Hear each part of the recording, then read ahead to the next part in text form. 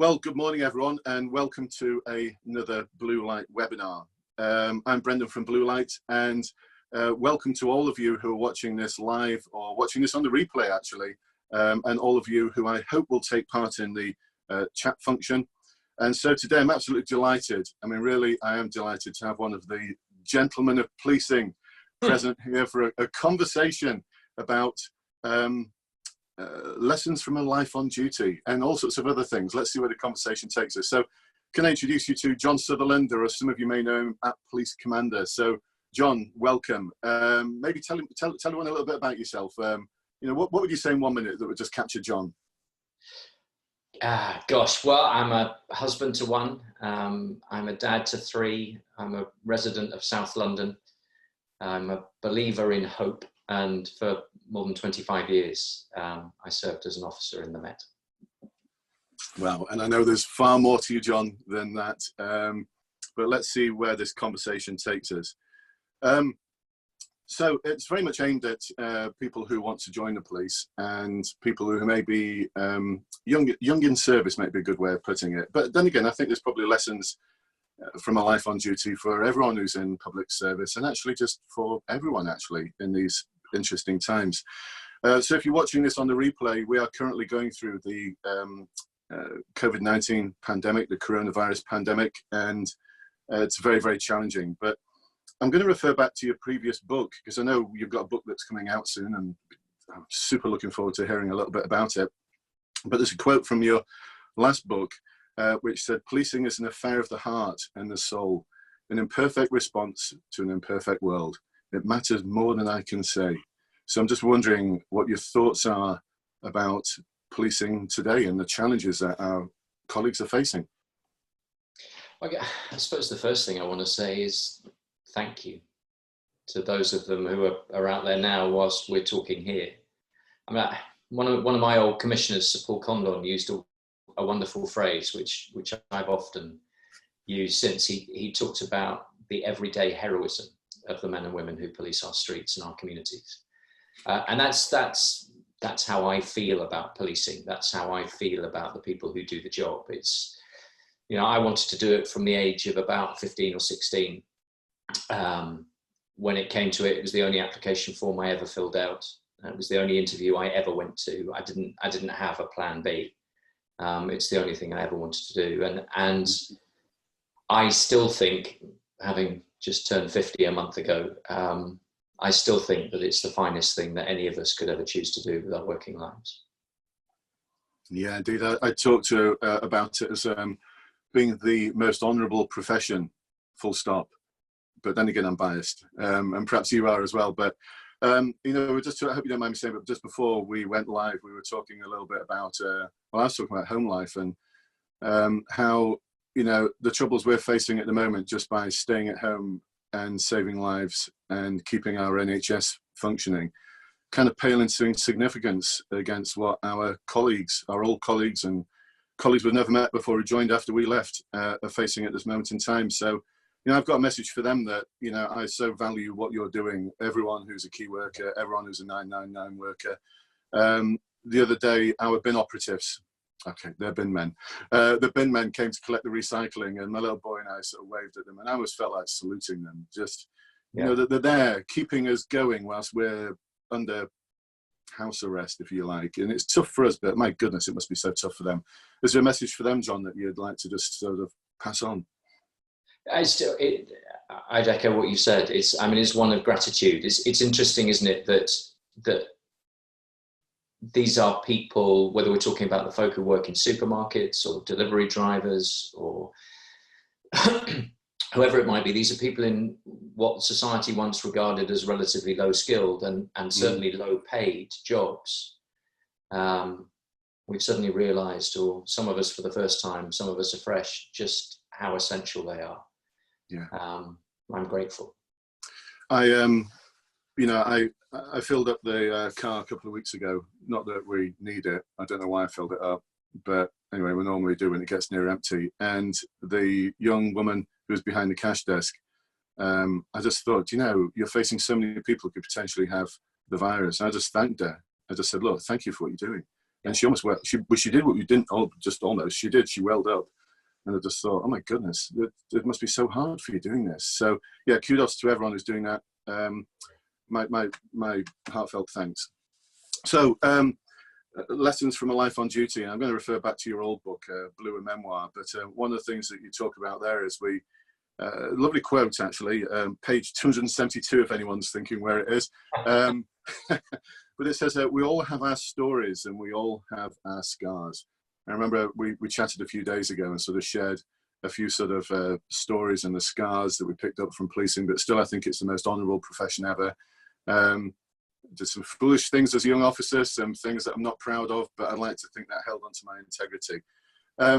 So what would you say to officers who are young in service or who are thinking about joining the service about designing their own story, you know, as opposed to letting it happen to them? What would be your messages in terms of designing your own story to make it the most fulfilling career ever? Well, if I was faced with a room full of brand new recruits right now, the first you are actually.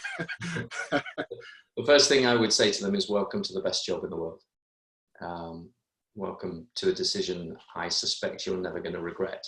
For the rest of my days, I will be astonishingly proud of the fact that I was a boy in blue. And it seems to me that over the years since I joined, but over the years since policing was founded, it's changed in all sorts of ways. Whether that's because of the advances in technology, whether it's because of the global movement of populations, whether it's because of events in far and away lands like Syria that have consequences on our own streets and in our own neighborhoods. There are all sorts of ways in which the job of policing has changed and is changing. But actually, in all of the ways that matter most of all, I don't think policing has changed at all since September 1829, when the Met was founded. The job of a police officer is still to save lives and to find lost children and to protect people who are vulnerable and to comfort people who are broken, both broken-boned and broken-hearted. It's to, on occasion, step into harm's way in defense of complete strangers. Sometimes the job is to risk it all, but in all of the ways that are most important, policing hasn't changed in 200 years. And that's so much of the reason why I think it's still the best job in the world. Indeed it is. And actually you mentioned the founding of the police service in 1829, and just reminded me of something that I used to have it on next to my desk, and not framed, it was just sort of pinned next to my desk to the wall, but the Peelian Principles. So Robert Peel, 1829, for those of you who haven't seen them, please do look them up and read them and just value his words. Well, I know some theories are that they weren't exactly his words, other people could have contributed to them, and I'm sure they did, but I love the way he talks about the role of a police officer to offer friendship to all, no matter what their background, no matter what their social standing. And a wonderful principle, which I think people don't often hear the complete part of. We often hear about the police of the public and the public of the police. I mean, Robert Peel referred to it as a historic tradition in 1829. But how many people actually know the next part, which goes on, I think, let me see if I can get this right, the police of the public and the public of the police. The police just being members of the public who are paid full-time to carry out a role which is incumbent on all citizens in the interests of community welfare and existence. And that's, I think I got that right. And that's the part that's beautiful, because I think there he reminds us that our role isn't, is, as you said, it's not just about fighting crime and protecting people, as with, your job from a previous prime minister is to prevent, detect crime, stop crime. It's so much more than that. And now I'm seeing this real strong sense of community and welfare coming together. I'm just wondering what your thoughts are on what the new normal might look like there, and how the police could not harness, but how community could perhaps harness the police to enable that sense of community and welfare to exist and continue and become stronger once we're through this pandemic. And it's important to say that we will get through it. Yes. But it's going to take time. I mean, I think that as a society, we're being given an opportunity to change. I think, if it doesn't sound kind of too highfalutin to say, I think we're being given a chance to reimagine who and what we are. Gosh, my overwhelming feeling about the virus at the moment is just, well, two things. Just firstly, just the desperate sense of loss. And, you know, there's a danger at the moment that we're talking on Good Friday now, you know, the numbers have been getting worse almost every day. And the numbers are so overwhelming. I think we can forget that actually every number is a name. Every name is a member of a family, and every family is grieving. So firstly is just that overwhelming sense of tragedy. The second thing, though, is just the extraordinary courage of the people who are out there in the front line. And we've alluded to them earlier, but doctors, some of whom have already lost their lives, and the wider health service family, and then the wider emergency services family. I mean, I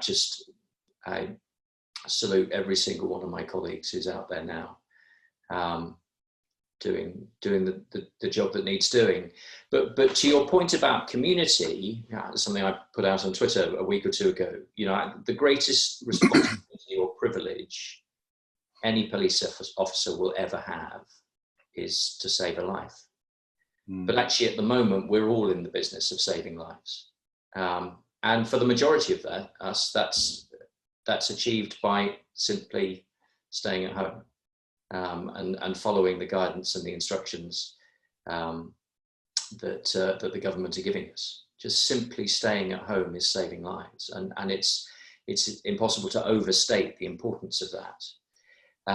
That's, I guess, what we're beginning to rediscover is what it means to be a community, what it means to care about the person who's living next door, what it means to care about the people who are living further down the street, what it means to be grateful to the person serving us behind the counter of the local shop.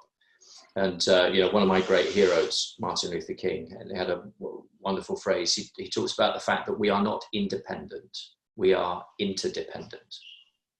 And, you know, there is a sense in which we, as members of the community, in my case in London or wherever else people happen to be in this country or around the world, we're not independent of one another. We're interdependent on one another. We are, you know, we are a kind of, we're humanity.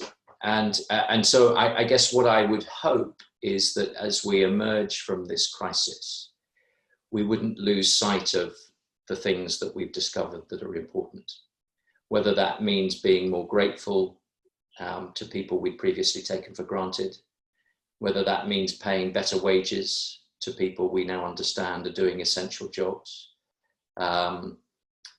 In whatever way, I hope we remember every good thing that we've learned, and we don't just go back to how things were. Yeah, oh my goodness. I mean, I was just reflecting really on our lives where we live in York. We've lived here for 18 months, and over the past 2 weeks, even though we can't speak to people closely, we've probably got to meet more people than we ever have before, and we're far better connected in our community than we ever were before. And we are offering our services in terms of, you know, the other day my wife, she's amazing, went to help pick potatoes in a field where it previously had been flooded, and then the farmer couldn't get workers to come and pick the potatoes, and so it's just a whole field full of potatoes, and he needs to plant barley in it. So a whole team of people went, organised themselves to go to the field, pick the potatoes, and then my wife spent half a day distributing them amongst people in the community who she'd never met before. And of course, she still didn't meet them because she just dropped them at the doorstep. But then there's a sign at the front of our road saying free potatoes at number 36, and people can just come and help themselves to potatoes. Now, so people may think big deal, but if that sense of connectedness, that sense of community could be multiplied by 100, by 1,000, I just wonder how much crime and misery and mental health problems there would be if people were connected better like that. I'm reminded of the, was it Bishop Desmond Tutu talked about it's time to stop pulling people out of the water. We need to get upstream and find out why they're falling in and prevent it. Great, early intervention. But I wonder what it'd be like, so welcome your thoughts on this, if we could forge a new path to the metaphorical village or town from where those people who fall in the river come from. And once we're there, we could enable them to build such a strong, cohesive and well-connected community that no one ever feels as though they need to go to the river's edge in the first place to jump in. And if they did, they'd find a nice fence there built by community to sort of catch them. And I wonder if that's where we can go. I don't know, sort of maybe seem a bit deep that, but you've got me thinking a little bit about what community really means and the police role in that, whether we should be encouraging that client-dependent relationship where we're consistently trying to fix things, or whether we should be thinking more about how can we enable more of this? How can we utilize our capability to enable more community? I don't know. I'm not sure if you're ready for that question, but I welcome your thoughts on that, John. I'm not sure this is a direct answer, but it's certainly a kind of a reaction to what you're saying. I think one of the things that's really important to acknowledge, as we're in the midst of all of this, is, and Emily Maitlis was saying something along these lines on Newsnight a couple of nights ago, and I tweeted something along the same lines 4 or 5 days ago. There's a temptation to call COVID-19 the great leveler, as in anyone can get it. The Prime Minister himself has been in intensive care for 3 nights now, fortunately out. But in that sense, yes, anybody can get it and anybody can die of it. But the reality is it's not the great leveler. It doesn't affect everybody equally. We aren't all equally at risk of the costs and the consequences of it. The reality actually is already, but for months, if not years to come, the costs and the consequences of this virus are going to be greatest for those least able to bear them. So, for example, victims and survivors of domestic violence who are now, in effect, imprisoned in their own homes with their abuser. Those in low-income, insecure jobs, if they haven't lost them already, are facing the prospect of losing them, and so are facing financial insecurity. There's been a lot of stuff in the press in the last 48 hours, both here and in America, about the disproportionate impact of COVID-19 on BME communities. Those who suffer with mental ill health, those who are living alone and were lonely before this began and are now more isolated than ever before. I think one of the things that this virus is doing is bringing closer to the surface the reality of life for so many people. And of course, that's the reality of life that police officers have always encountered firsthand. That's much of what the new book is about. Police officers have always seen life at its most raw and people at their most vulnerable. I've spoken often in the past about the painful privilege of policing, which is to see all of life and all of death and everything in between. And it's not filtered through the lens of the media. It's not crafted into a politician's soundbite. It's just there, right in front of you, in all of its horror and in all of its beauty. And perhaps wider society is beginning to see some of the things that police officers almost uniquely have been seeing for generations. Certainly you and I saw throughout our careers. Yeah, gosh, this one could go on forever, couldn't it, talk about this, just perhaps for another conversation, but what the new normal will look like. Who knows, but I have faith in humanity, and I have faith in our emergency workers, and I have faith, a newfound faith actually, in our key workers, in our people who work in the supermarkets, the people who dig the fields, and the tractor drivers I used to curse in Yorkshire for causing tailbacks. I now sort of value in a way that I never really valued before. So, but it's interesting, isn't it? So many of those people were those who, until very recently, the government were defining as unskilled. Yeah. Until very recently, according to some of the metrics that we might use as a society, so for example, the salary we pay people, until very recently, as a society, we didn't really think these people mattered terribly much. And in the cases of all of those born and or with families coming from overseas, left them often, I think, with the impression that they weren't even welcome here. And you know, it was unforgivable then, but at least we've begun to realise their true worth. Yeah, I think another conversation, or with others, or you know, if anyone's got something to say about this, you'd be welcome to come and join another panel, another webinar. But here's a question, a rhetorical one, I suppose. You know, if we could take the best of what is, the best of what we're doing now, the best of what is emerging, and we could build on that, what would our perfect society, our perfect community look, feel, and be like in a year's time? There's an interesting one. So rhetorical there, John. Okay. Yeah, rhetorical one, because I think that could get really, really deep. But anyway, what I'm going to do now, I'm going to sort of lighten things up a little bit if I can. I'm just going to see if I can, by the wonders of modern technology, pick up the Q&A, because I've just seen there's quite a few people who are asking questions. Let's just see if we can, and we'll do sort of 1 minute answers if we can, okay. John, so we can get as many in as possible. So Adam's saying, you're both talking about the role of the police as central to communities as the so-called service of last resort. I worry that sometimes policing picks up other people's work. How can policing work with all public services to get upstream to the village that you described? Well, that's a tough one in a minute. I could speak for a conference for a whole hour on that one. John, your thoughts on that? I'll give you 60 seconds on it then. If people are interested, there's a book written by a man called Michael Marmot called The Health Gap. And he's talking about public health, broadly speaking. But actually much of what he's talking about could equally be applied to crime. And the key thought, it's a brilliant book, but the key thought that I took from it and have reused myself is the idea, he says, that we need to understand the causes of the causes. Mm. So so I often use the example of a boy called Billy Smith. I'm going to break my 60 seconds now. But okay, but you can. I use the example of a boy called Billy Smith. He's not real, but his story is very real. He's a 15, 16-year-old teenager who's been arrested following a fatal stabbing. And it turns out that Billy was the member of a gang and he was involved in dealing drugs. And you think about what the headlines will be the following day. The headlines will be about crime. They will be about gang membership, and they'll be about drug dealing. And it will be defined as a policing problem. And to some extent, in the short term at least, that will be true. Gangs and drugs and violence are very much policing problems. But actually, if we're going to stand any chance of doing anything about them, we need to understand the causes of the causes.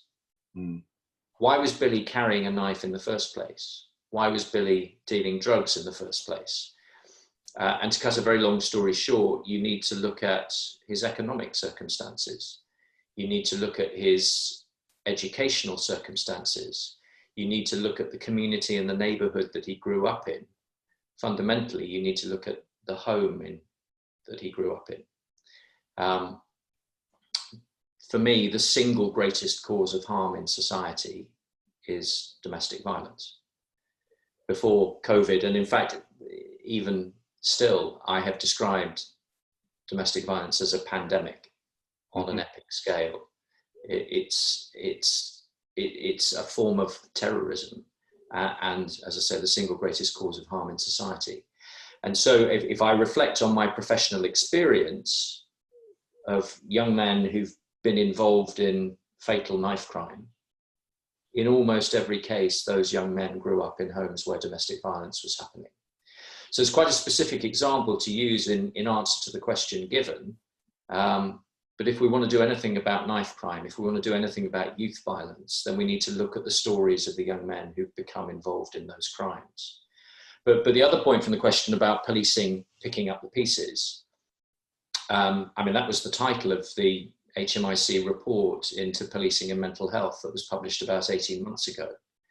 Absolutely, one of the consequences of austerity in the last decade is that policing has been left to pick up the pieces as a consequence of the huge gaps that have appeared in the delivery of every other frontline public service.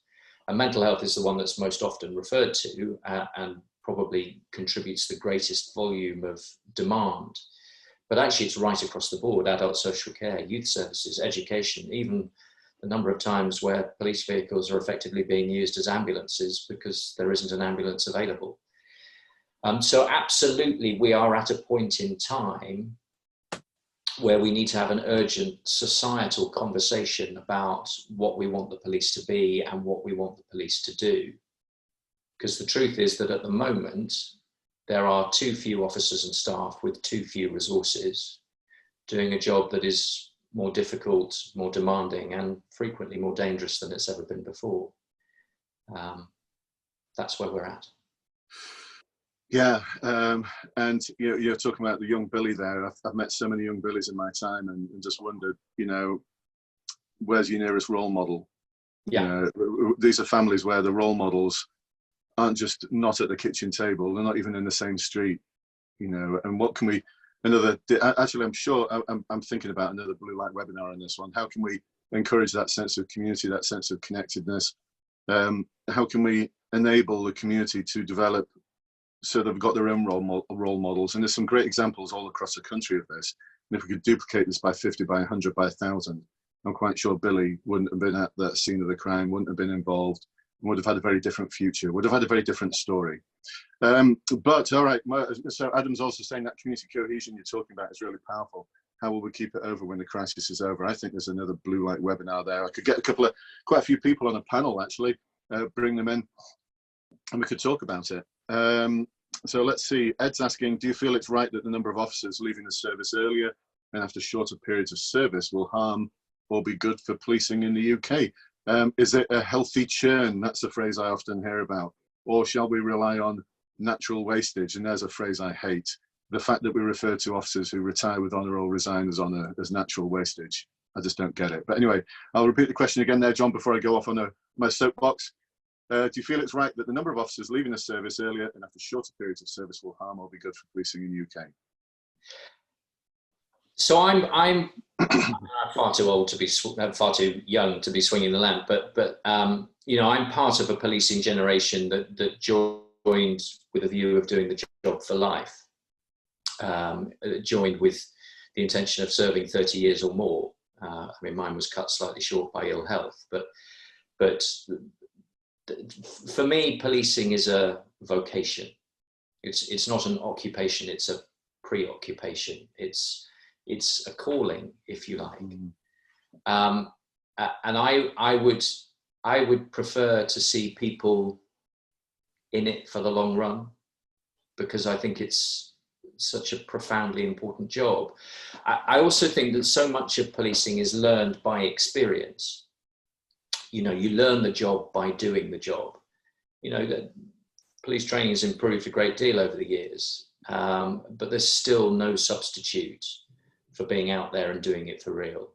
There's no substitute for being out there alongside people who've been doing it for much longer and learning from them.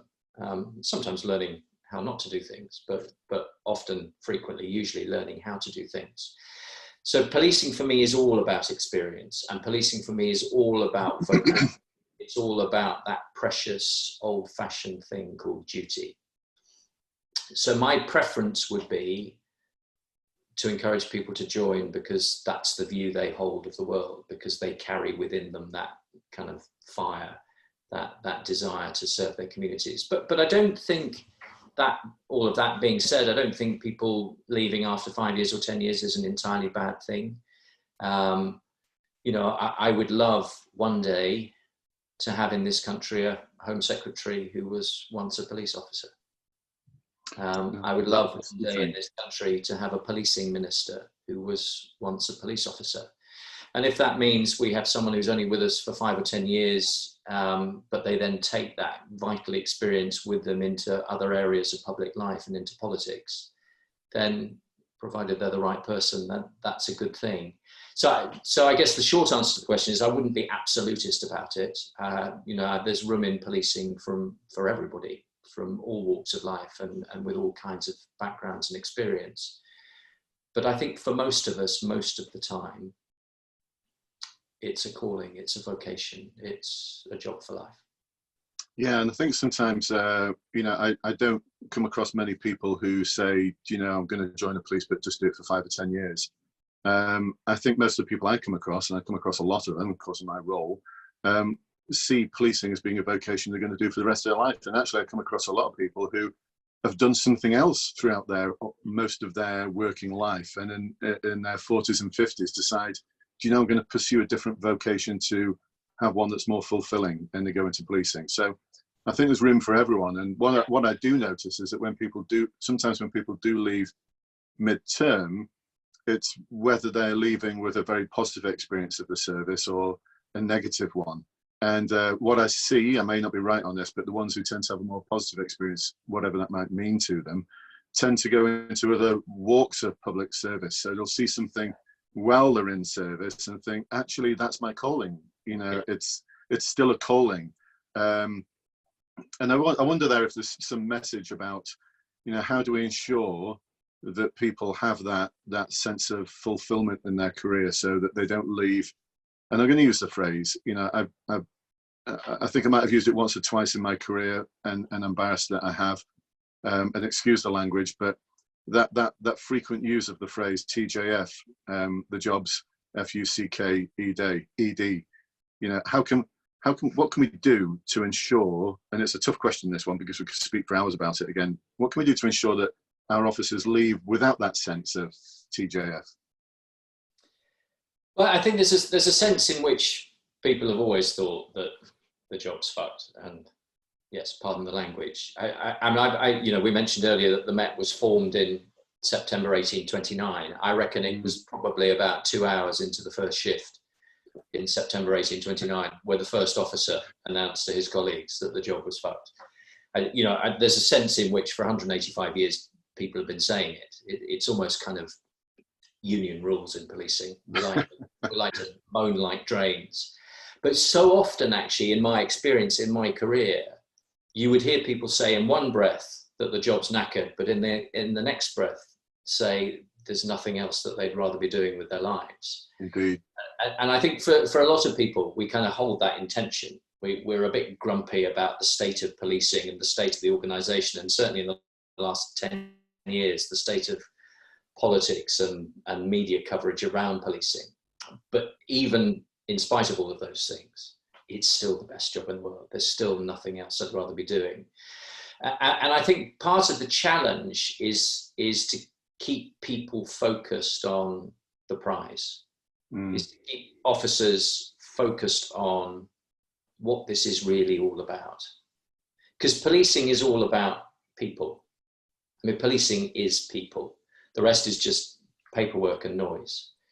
And so I think serving officers need to remind themselves and one another of what it is that the job is really all about, which is about saving lives and finding the lost and all the other things that I spoke about earlier. And for those of us on the outside, whether we're former officers or just observers, I think we need to get a whole lot better at expressing our gratitude to our frontline public services for who they are and what they do. If I look at the media coverage of policing, now I'm not a blind apologist for the job. Policing is, you referred to it earlier, an imperfect response to an imperfect world. There are times when policing, both individually and collectively, gets things terribly wrong. And we must never shy away from that fact. And we must never tire of holding policing up to the light. And the press have got a really important part to play in that. I don't want them ever to back off from asking awkward questions of policing. Don't want them ever to shy away from holding us to account. But what I do want from them is far greater balance in the story being told. Because yes, there are police officers who are corrupt, who are racist, who are just downright unprofessional.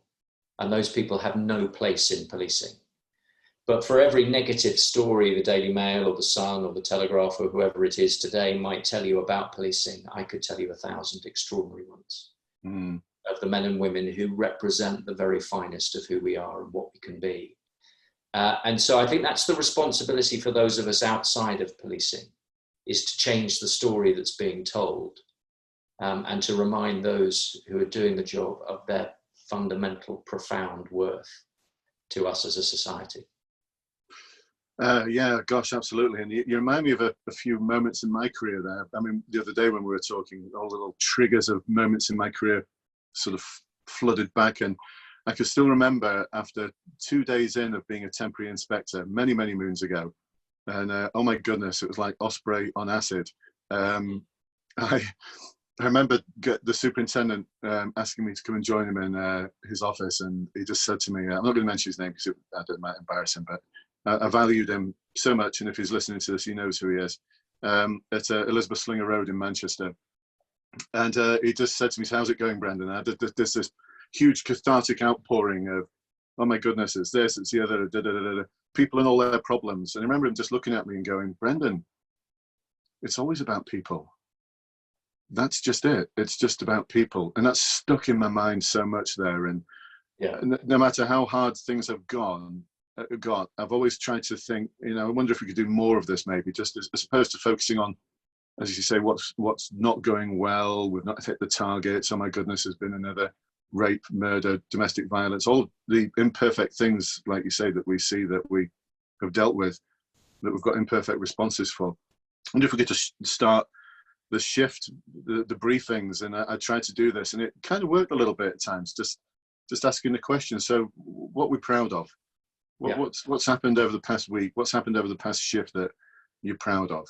And I don't think you'll get officers saying, well, I've managed to reduce the number of burglaries by 5%. I think it'll be the people stuff that people talk about. And actually, Chloe's just asked a question here. Is the interview stage hard? I think it'll be hard. I think this is, Chloe's probably referring to the interview stage to get into the police.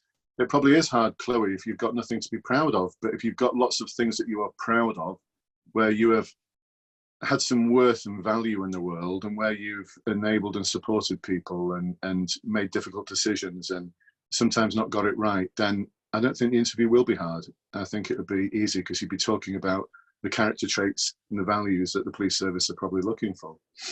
The best piece of advice I was ever given for interviews was when I was a detective sergeant. I'd got through the Inspector's Osprey and I was going for a DI's job on promotion at the newly formed Regulation of Violent Crime Task Force, which the Met had set up as part of their response to the Stephen Lawrence inquiry. And it was a job I really wanted. And I just remember I was standing in the corridor on the 9th floor at Scotland Yard, waiting to go into the interview. And a DI who has since become one of my closest friends, but this was the first day I met him. He came up to me and he leant forward and he whispered in my ear, he said, "Be passionate." Yeah. Good. That's the only thing he said. It's the only piece of advice he gave me. And so I went in and I was passionate. And I got the job. And I don't think that that's probably the only piece of advice you should take, but it's a pretty good piece of advice and one that's always served me well, and certainly one that I've always passed on to anyone who's asked. Yeah, I think a lot of people go for interviews and they suddenly become someone else. They start talking in cliches or competency babble speak. I work collaboratively with other people to help solve the problem. And I'm thinking, what on earth are you talking about? Be your real, authentic, emotional self. So there's my advice as well, Chloe. Be your real, authentic, emotional self. I'm going to pinch that as well if we can, John, and talk about passion. Be your real, authentic, and emotional and passionate self. There you go. Well, the person who gave me that advice went on to be a chief constable, so he obviously knew what he was talking about. It can't be bad advice then. Can't be bad advice. Do you know, there's probably a book there of all sorts of advice and guidance from those who've gone before us.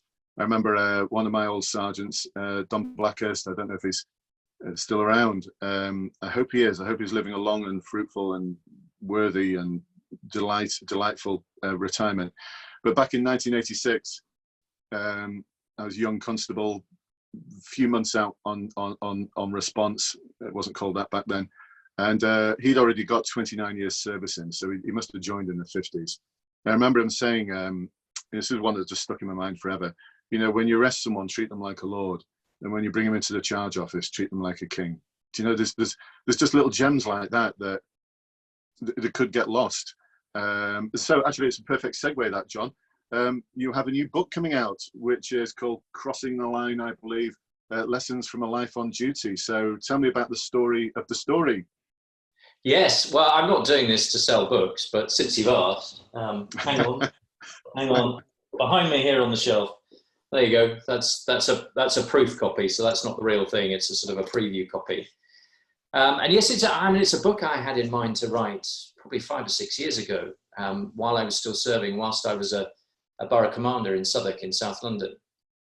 And I just got to a point in my career, which I'm sure many, if not all of us, get to eventually, where I just felt full to the very brim of everything that I'd seen and everything that I'd done and all the stories that I'd heard and all the crime scenes that I'd been to and all the things that I might not have dealt with firsthand, but my officers were dealing with day to day. I just felt full to the brim.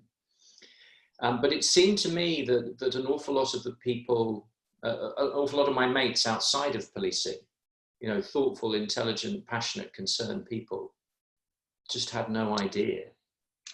The painful privilege of policing is to see all of life and all of death and everything in between. The privilege is to be on the far side of the blue and white cordon tape, often on the worst day of people's lives, if not on the last day of people's lives. And it is both a privilege and immensely painful. And what I wanted to do was carefully, thoughtfully, constructively tell people outside of policing a little about the world that policing reveals. So the invitation in the title of the book is to members of the public to cross the line from one side of the police cordon tape to the other, and to stand for a while, remain for a while in the places where police officers spend their working lives.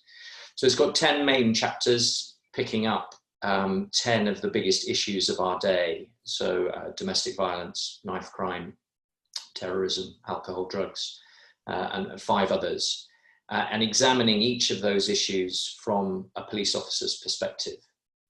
So again, not filtered through the media, not filtered through a politician's kind of party political concerns, just real life and real death as it really is. What's actually going on out there? What's the truth of it?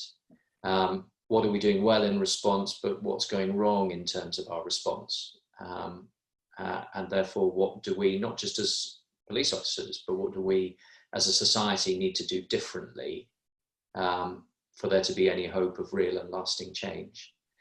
So I mean, I think it's a pretty challenging book, but I hope that it's a hopeful book as well. And it's filled with love for policing and for the people who do the job. Hopeful book. I love the idea of that. Actually reminded me there, it's almost like you're inviting people to stand in the shoes of the police officers who are out there. And it reminded me actually of, I heard Barack Obama talk about this first, and I thought, I've got to look this up. And I've since introduced it to people as a sort of a Atticus Finch moment. I don't know if you've read the book or seen a film, To Kill a Mockingbird, where Atticus Finch, the lawyer in there, and for those who haven't seen it, it's a story of a lawyer who's defending a black man who's accused of raping a white woman. I think it's in the 1920s in the deep south of America. And but disconnected from that, he's talking to his daughter, I think it was called Scout, is that right, Scout? And he's talking to her about compromise and to really understand the other. You need to spend some time in their skin.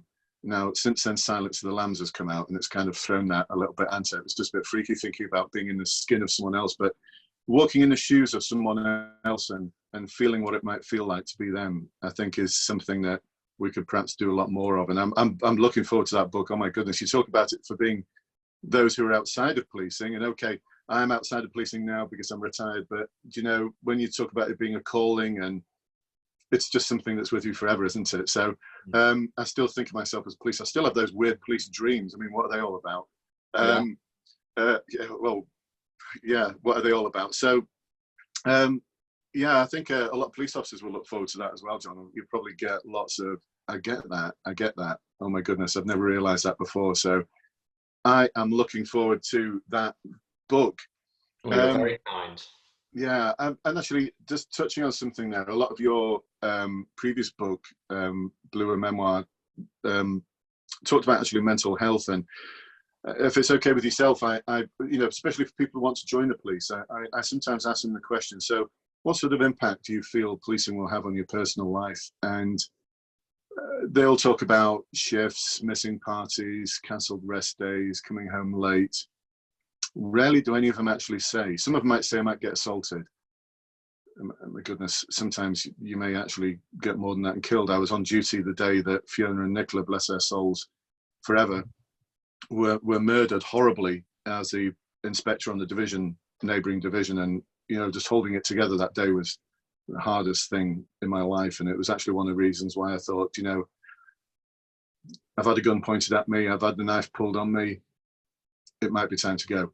It was one of the nudges, not the reason, but one of the nudges. And I think we might all carry that with us a little bit still. You know, a couple of year or two ago, I was busy cooking tea and just started crying. And it's because of something I remembered. And I touched on that word police dreams. Oh my goodness, the amount of times I'll have a dream that's so real. It's a bit mixed up because I'm working with someone, I've worked in 3 forces, so I'm working with people in different forces and different places, and I'm thinking, but it's so real, I almost wake up and feel like I should be asking for overtime. So there's a lot now about it's okay not to be okay, and I wish that sort of had existed before. But what message of hope would you provide for, or message of reality check would you provide for those who are hoping to join the constabulary and serve in this most honourable of professions, just in respect of looking after that side of your health? Well, I mean, I left policing early, 4.5 years before my 30 was done, because I had a massive nervous breakdown. And I was off work for 7 months, having barely missed a day in my career up to that point in time. And although I made it back to work eventually, and the Met were absolutely brilliant, I never made it back to full operational duties. So there is a sense in which I left policing a little bit broken. That's what I mean when I write in the book about us all having our stories and our scars. But if I had my time over again, I would do it all again. I would do some of it a little bit differently, given what I've learned, but I would do it all again. It is the single finest thing that any of us could ever choose to do with our working lives. But if I mean, it's now 7 years since my breakdown, 2 years since I eventually was medically retired from the Met. And if I've learned, and I've learned 1,000 things in those 7 years, but probably the most significant, vivid lesson of all is the realization that it would be impossible, not improbable, not unlikely, it would be impossible to do the job of a police officer for any length of time and to remain untouched, unaffected by the things that you see and the things that you do. Andy Rhodes, who's the chief in Lancashire, is working with some fascinating research into the working lives of police officers and paramedics, specifically about the exposure to trauma. Most of us in the course of an ordinary life will be exposed to extreme trauma 3 or 4 times. And it's 3 or 4 times too many, but that's the nature of life. We will encounter it from time to time. But certainly the figures that Andy has got, the police officers and paramedics during the course of their professional lives will encounter extreme trauma something like 400 to 600 times. 3 to 4 times in an ordinary life, 400 to 600 times in a frontline emergency services life. I mean, those figures are staggering, but they ring entirely true in my experience and in the experience of everyone I served alongside over the years. And so, of course, I mean, it would be impossible to live through a life and a working life like that and to come out untouched, unscarred. That's the reality check. But the hope bit is we're now finally beginning to understand these things. There is in wider society, never mind in policing, a much more open and healthy and constructive conversation happening about mental health. You know, 7 years ago when I fell ill, I'd never heard it spoken about in policing. I'd never really heard mental illness spoken about in policing, despite the fact that we dealt with it out on the streets every day. I'd never heard about the impact of trauma spoken about in policing. So the incredibly hopeful, helpful thing now is that we're in a position to say to people right at the start of their careers, here's the adventure that lies ahead of you. There are going to be days that test you to the very limits. And actually there'll be days that test you beyond your limits. But given that we know that's going to be the case, here are some things that we can do to help you get ready. Here are some things that we can do to prepare you. And by the way, here's a number that you can call on the day when you really need a helping hand. You know, policing's still got a long way to go with this stuff, but in the last 5 years or so, we've moved light years. Yeah, I've got to agree with you there. I wish the culture that we have now had existed 20 years ago, but it didn't. You know, and you've got to live within the reality that you're in and help create a different story, I guess. But one of the things that I wish I'd done more of, and perhaps I'd wished other people had done more of to me, is, you know, I wish I'd asked my colleagues, and, you know, I'm sorry if I didn't ask you, for any of you watching, and John Hayward's just sent a message to say, John, it's great to hear that you're watching this. John was one of my old officers, one of my old colleagues from years ago. Perhaps just asking that question and really meaning it. You know, how are you feeling? Yeah. Yeah, as opposed to, how you doing, mate? Oh, you know, cracking on, you know. Yeah, so how are you feeling at the moment? Oh, you know, living the dream. No, last night, I know you went to this job that was, you know, would have been difficult for you. Would have been difficult for anyone. How are you feeling about it now? I'm all right. No, how are you really feeling? Yeah, okay. Now, how are you really feeling? Actually, I couldn't sleep. And then, you know, if you can imagine that 20 years ago. Can you imagine that conversation in the parade room 20 years ago, John? Well, I often think the two examples I often use are my former colleagues on traffic and on the murder teams. And I think about colleagues on traffic who get the mickey taken out of them for all sorts of reasons, frequently with good reason.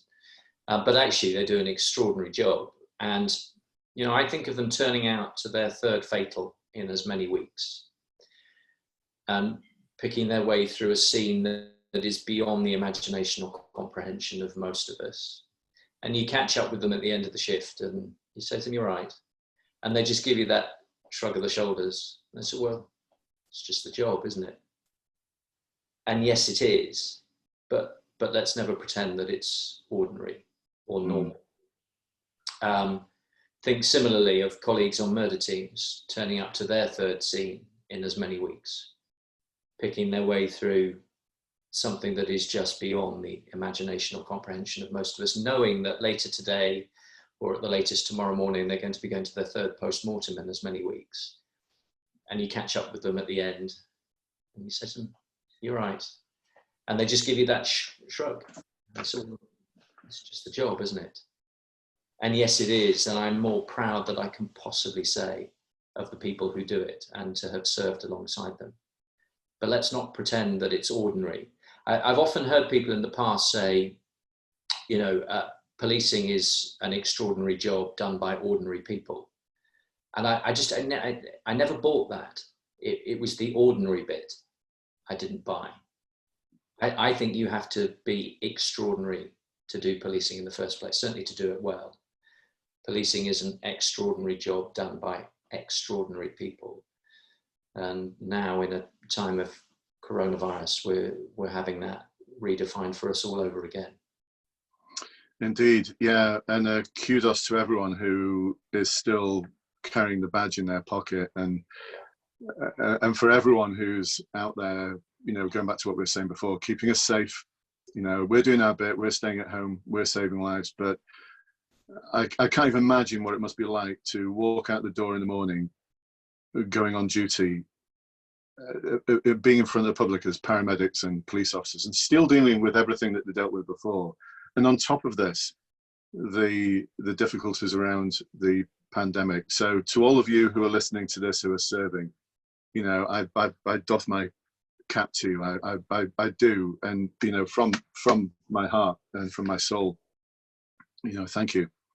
It gives me, it's a great privilege to have been there, but I sometimes look at the role and I look at the sort of fly on the wall TV programs and think, God, they're amazing. I mean, I've just been watching the recent one about Staffordshire. I can't remember the name of what's it called, John? Have you watched it, the Staffordshire one? The chief is Gareth Morgan. Yeah, I can't remember the name of the series, but I remember at the end of it just thinking, I love you all. And I'm not afraid to say it, I love all of you. All of you who are doing that, I just love you. And it's a different kind of love. Cops Like Us, someone's just said it's Cops Like Us. That's the one, Cops Like Us, so well worth watching. If you're thinking about a career in the police service, watch Cops Like Us, because they are amazing. I love you all. Not afraid to say that. I can't even imagine saying that on parade.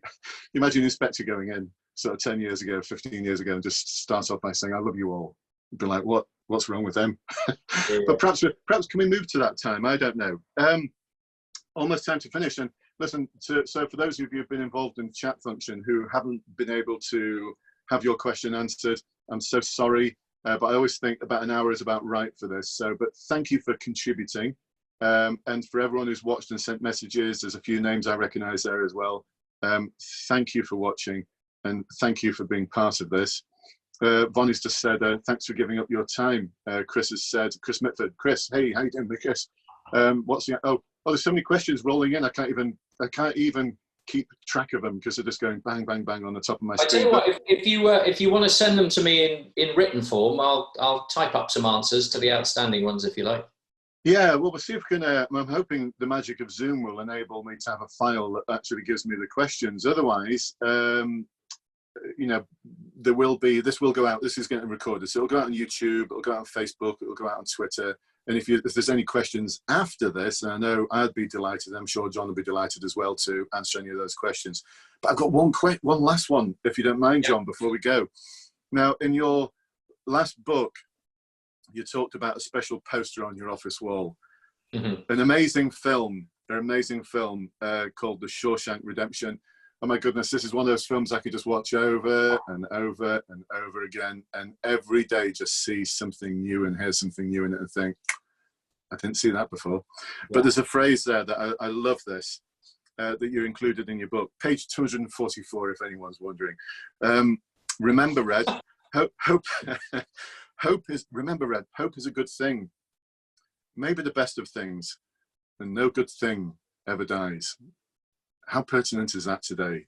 Yeah, John, thoughts on that? Well, I'm not going to be able to put it any better than actually those are Stephen King's words from the original book, but played so beautifully in the film. I mean, in my Twitter bio, I make a point of saying that I'm a believer in hope.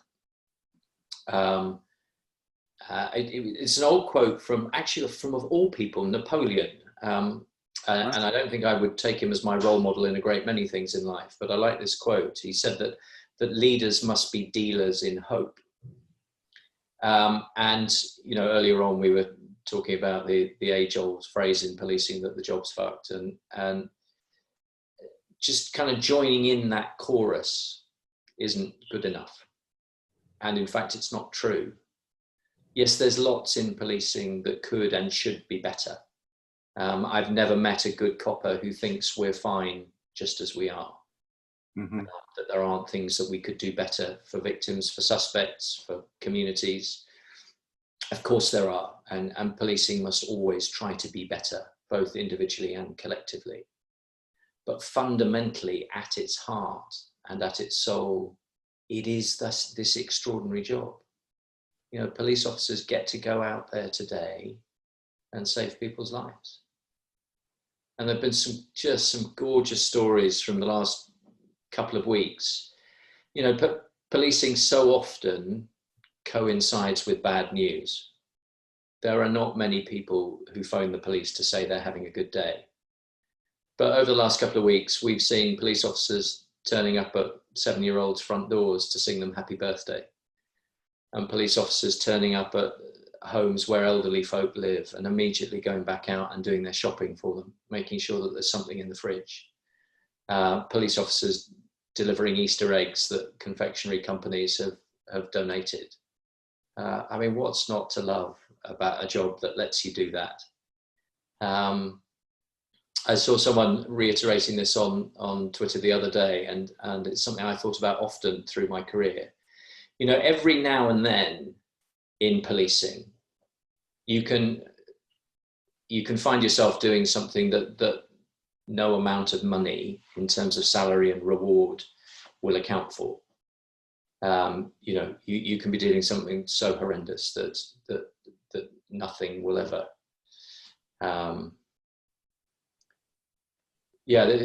Somebody once said very early in my career, you know, 90% of the time, 95% of the time, I think I'm very well paid for what I do. The other 5% of the time, no amount of money would be enough. And there is some real truth in that. Actually, pay is less good these days, and that's the subject for another conversation. But there will still be days as a police officer, many days, where you get to do something so extraordinary that you find yourself thinking, are they really paying me to do this? You know, as police officers, you can be dealers in hope. And that's something that society needs more than ever just at the moment. What a great message, John. And actually, if I think back to those golden moments in my career, they have all been moments that have never been on my PDP or PDR or anything, but they're golden because they involved hope and enabling people to have hope. So I love that. I'm going to end on that if I can, John. Look, amazing to chat with you today. And once again, thank you to everyone who's contributed to the chat. We can continue it elsewhere. If you are looking to join the police and you want to be part of the community and continue that conversation, and then on Facebook, if you look at groups, if you go to Bluelight Police Recruitment, I think that will find the group. My group, there's over 10,000 members in there now. Probably about 2,000 or 3,000 of them are serving officers. The rest are hopefuls, they want to join the police. So let's continue the conversation there. Whether you're serving or not, support and inspire others. Have that sense of hope. I love that. John, thank you from my heart for joining me today. It's been wonderful talking to you. A real honor talking to you. And yeah, and I look forward to speaking with you soon. I can just see you on a panel actually where we expand on some of the things that we've talked about today. And for everyone who's watched, everyone who's watching in the future, thank you. And if you're watching this during the coronavirus, my last message, I suppose, would be stay at home, save lives. This is the only time in history where you'd be persuaded to binge watch box sets on Netflix and save lives. Stay safe, everyone. I'll speak to you soon. Bye-bye for now.